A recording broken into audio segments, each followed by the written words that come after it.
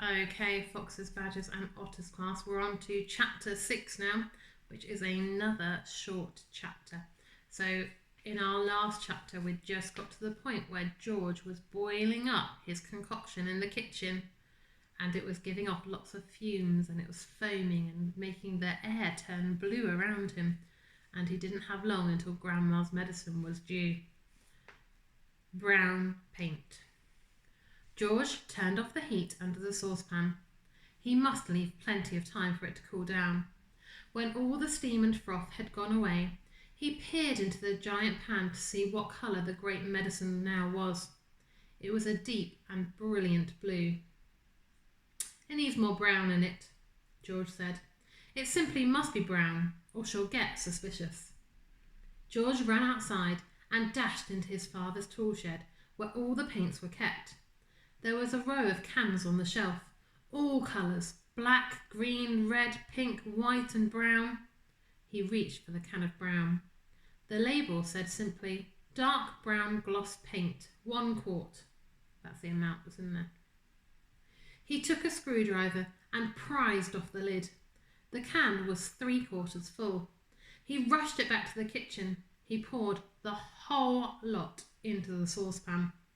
The saucepan was now full to the brim. Very gently, George stirred the paint into the mixture with a long wooden spoon. Aha! It was all turning brown. A lovely, rich, creamy brown. "Where's that medicine of mine, boy?" came the voice from the living room.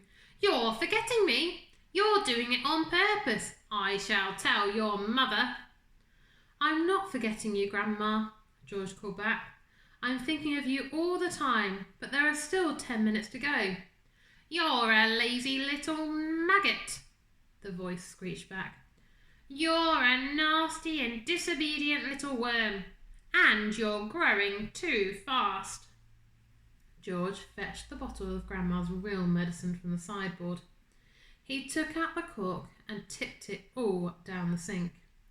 He then filled the bottle with his own magic mixture by dipping a small jug into the saucepan and using it as a pourer. He replaced the cork. Had it cooled down enough yet? Not quite. He held the bottle under the cold tap for a couple of minutes. The label came off in the wet, but that didn't matter. He dried the bottle with a dishcloth. All was now ready. This was it. The great moment had arrived. "Medicine time, Grandma," he called out. "I should hope so too," came the grumpy reply. The silver tablespoon in which the medicine was always given lay ready on the kitchen sideboard. George picked it up.